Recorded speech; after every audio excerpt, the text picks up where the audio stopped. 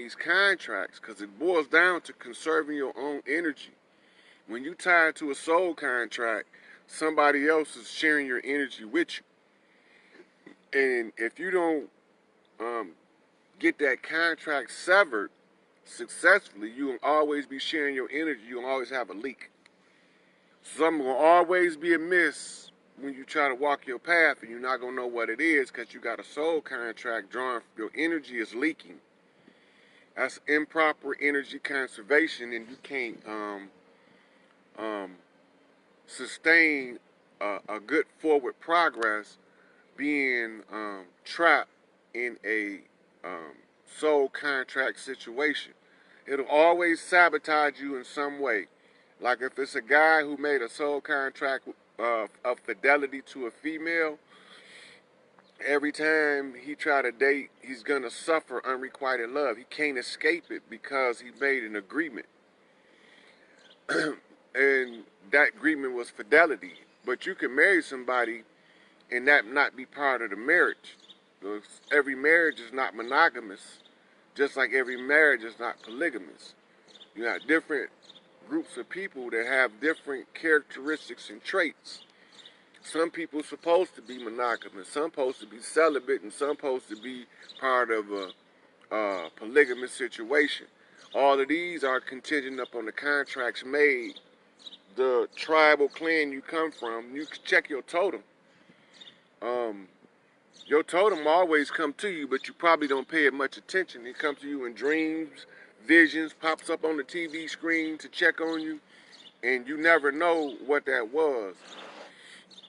So I try to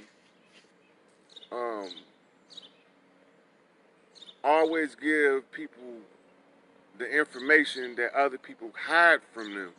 And this is one of the things that they hide from us a lot, is the soul contracts and the severing of the soul contracts. The blood oaths and the severing of the blood oaths. They'll tell you how to make a pact, an agreement with the devil, but they won't tell you how to break it.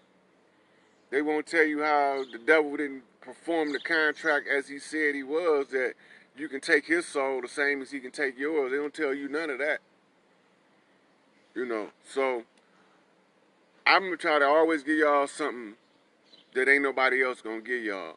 And the breaking of the blood oath is the one that very few people know how to do. They know how to make them, make pacts and agreements and stuff like that, but they do not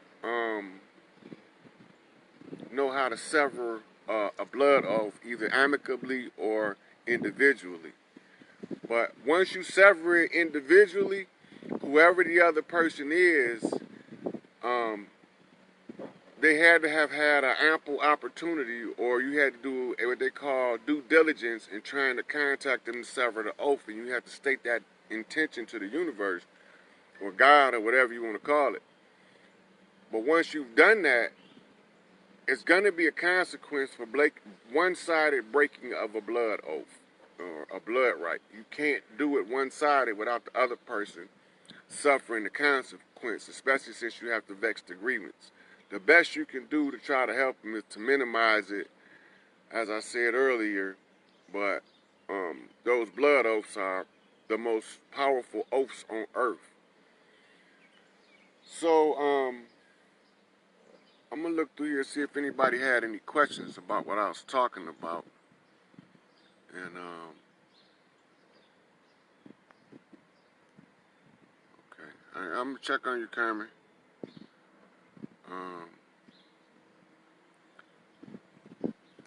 So I think I got it. That's what I always say on God, because it's in here. Yeah. When you say on God, you're talking about on yourself. You're the only God that's going to save you. And the helping hand you're looking for is where, Zoe, the end of your own arm, right? So, yeah. So I just had that on my mind because I had a situation where in meditation I kept being tied to somebody and I couldn't break that connection. I couldn't figure out why. But as I kept going over it and going over it, I realized that it was a soul contract and it was tied together through a blood oath. And we also have residual things from past lives that bring us back together in this one. So all of those things converging is make it hard to sever that bond. And also, I wouldn't want to sever that bond in the manner that would bring that person damage, because they was only good to me. But that bond has to either be attended to or severed. It can't just be left.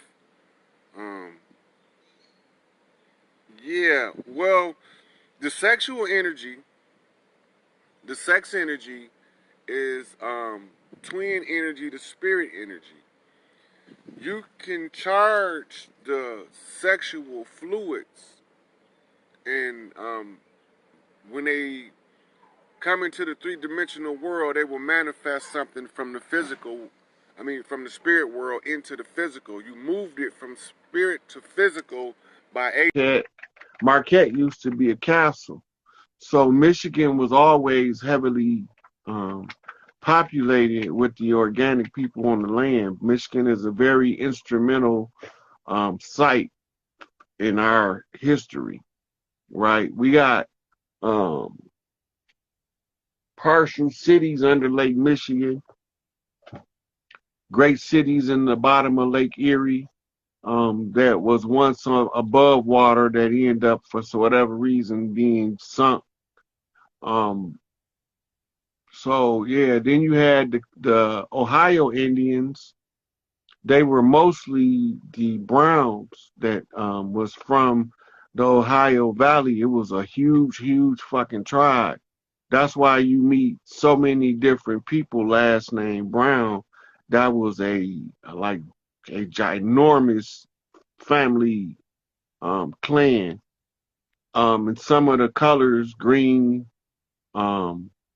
white, were affiliates for different reasons. Some was named that for the color of the textures of their blankets. They might have made a blanket that was primarily white for whatever reason, for ceremonial purpose, and then they would carry the name White as a last name.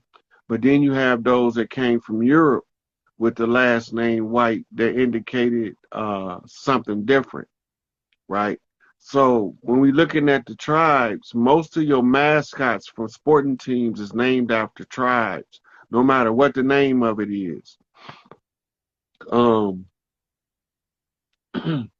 Like the Piston is named Pistons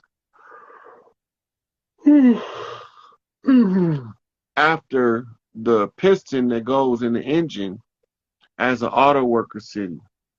But the piston is also a metaphor for horsepower. And this is why some of the Detroit Pistons paraphernalia have a horse head in the logo, because the piston, though it represents the part of an engine, and some of the old piston paraphernalia had a literal piston, the piston is a metaphor for horsepower. And if you got good pistons, you're going to generate good horsepower. So we always had tribes up here. The Seminoles is an admixture of all of the tribes across the land who went to fight the Spanish Armada at one point, the French and the English, in what we call the southeastern United States region, Florida, the Carolinas, Georgia, going into Arkansas and Alabama. So they also were settling from those areas, and they called them Seminoles because there was an admixture of tribes as far away as the Polynesian Islands and Alaska, going west and south, than tribes coming as far away in South America as southern Venezuela or Brazil.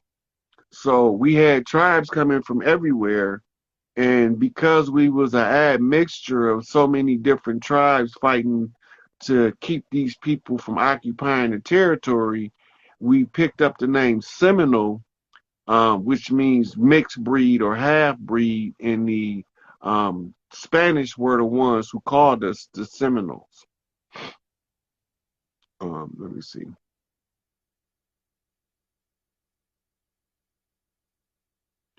Cherokee is not an original name. It's a name that was used as what you call a concealer. The tribal name, um, if you look up the etymology, is going to start with an I and not a CH. This is how you know that when they changed it, they didn't follow Grimm's Law of Grammar in the transliteration. They just gave you a whole different name. That's because the Cherokee was the ones used to conceal the Dawes Road Indians. It was one of the tribal distinctions used that was created for Native Americans, not the organics of the land. So this is what they was doing. They was replacing names to confuse the bloodlines.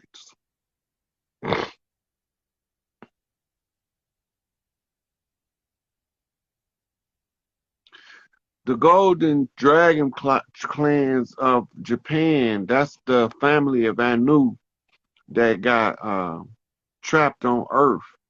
It's not a, it's not a lot really to say about them, but almost any of the emperors who call themselves an emperor of Japan will trace their lineage back to what they call the golden dragon in the sky.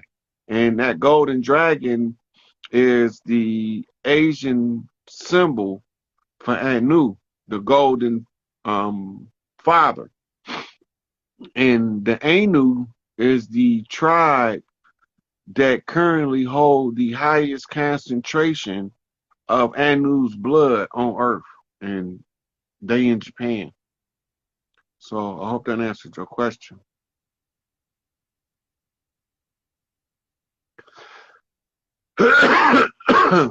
That's exactly why you have Cleveland Browns. The Shoshone are today condensed down to the last name of Shaw. The Shaw Indians came to fight in the Seminole Wars just like all the rest of us, and they was originally a little more Washita mound builders from the Mississippi Delta region going into Louisiana, and they were one of the major tribes on the land over here. The culture they got people from the culture that write about the culture. All you have to do is start reading up on it, and you will find out more than you could possibly imagine.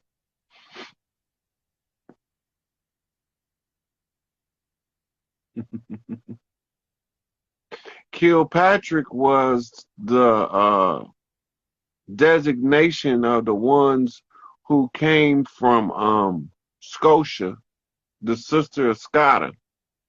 They called them Kilpatrick because of what St. Patrick was doing. He was trying to kill them. And when they came over here, they was telling the natives that St. Patrick was killing them. And they called them, they thought they was telling them that their name was Kilpatrick. It's funny you would mention that. Kwame is what made me investigate that name from Detroit. And he was one of the chiefs that they shouldn't have been able to. He did that to himself, though.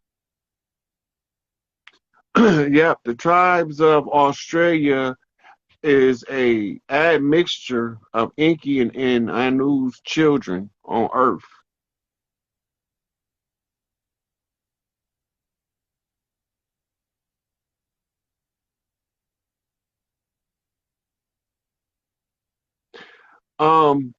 The family name Edwards.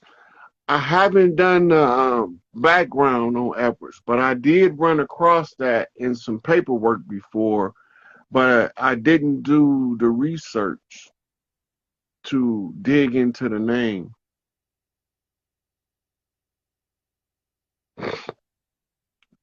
The 8-year-old should be learning, you should get an IQ reading program. By now she's starting to read. You want to get her into speed reading. Stop trying to teach her shit. The only thing you should be teaching her is speed reading and let her read what she want out the library, right? And she will learn faster that way than you trying to force her to learn. At 8 years old, focus on teaching her to speed read and focus her on math. It's a math program called Mega Math that teaches math, accelerated math. There's one called Mega Reading that teaches accelerating reading.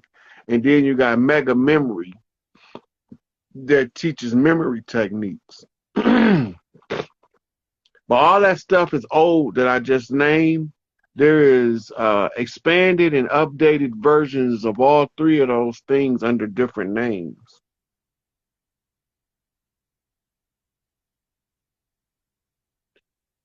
The word back on the Three Kings is keep watching.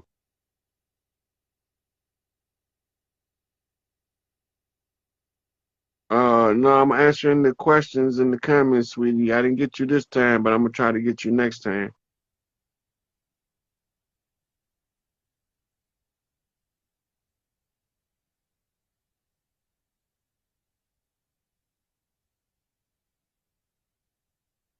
Mm. Thanks, my man, genres. Uh, RG Road Gang later today. We'll see. I thought I wish I'd seen him in there. All right, peeps. I know y'all like to hear me running my chats, but I'm getting tired now. So, um, we're gonna take some callers next time, hopefully. All of that mortgage shit is fraud. Fannie Mae, Freddie Mac, all that shit is fraudulent. They are designed for you to never end up with property in the end. The whole system is designed that way. The tax system, you getting taxed so much, 80% of your money is going into taxes, right? So we getting taxed into oblivion. So we got to do away with that shit.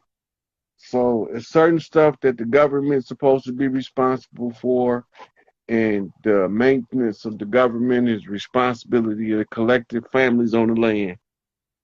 Figure it out after that. All right, peeps. Been good talking to y'all. Love, peace, soul, rock and roll, and hair grease and all that shit to my niece. Uh, keep it up. Push the flip. And free Larry Hoover. The men need to be free just because it's the right thing to do. No other reason.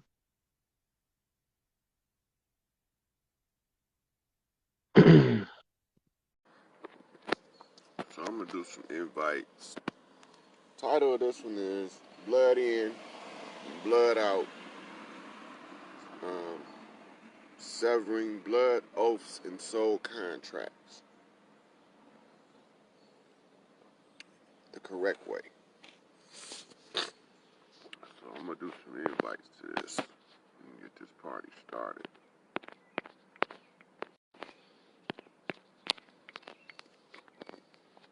So first, when I do these invites, um, we make soul contracts, a lot of us, because we don't know who we are. um, if you one of certain group of people, you got a certain strain in your DNA, and you making a agreement with somebody, you're not just making that agreement here in the 3D world all the time. Sometimes we make these agreements in the realm of the spirit. So, let me do a couple more of these invites. I I ain't gonna do a lot of them. I just want to get some people in here. Yeah. You know, if y'all have any questions, because this is a very critical subject at this era, because we have to get rid of a lot of soul contracts and a lot of oaths and agreements made in our lifetime, in some cases multiple lifetimes, depending on the person and the position they play in your life. I'm gonna do a couple more of these invites right quick. We're gonna talk about soul contracts. 1, 2, 3, 4,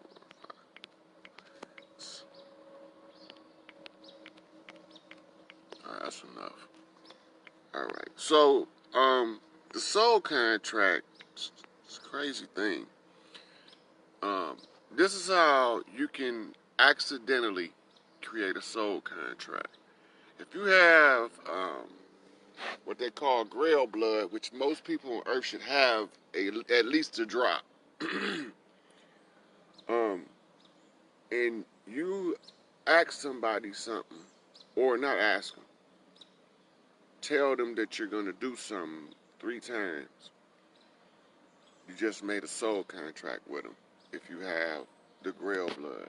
It's the same as they making a pact with God when they make a pact with certain people. If it's a grail king and you accuse them of doing something to you 3 times, you just made a soul contract, and whatever you accused them of, now they can't control it. All they can do is try to minimize the situation you created by the false allegation. So 3 false allegations makes a soul contract of condemnation to a grail king. So it's basically like putting them in the worst possible position you can by falsely accusing them 3 times. It has to happen, and it has to happen to the person that's falsely accusing them. If you make a promise, see, everybody get lost up with this word promise. The promise is a soul state guarantee. I mean, you stake your soul on it, and you guarantee you're going to follow through with it at the cost of your soul. So when you do a false promise, you basically surrendering your right to your soul, and you don't even know it. And that's why you have a promised land and a holy land. They're 2 different things. Because God gave the promised land to a specific group of people. America is the promised land, and sub-Saharan Africa is the holy land. So, we can go into how do we get into blood oaths unknowingly. In this modern era where people like to do adornments, piercings, tattoos, and things of this nature, the physical vessel can be used as a magical implement in order to facilitate what you would call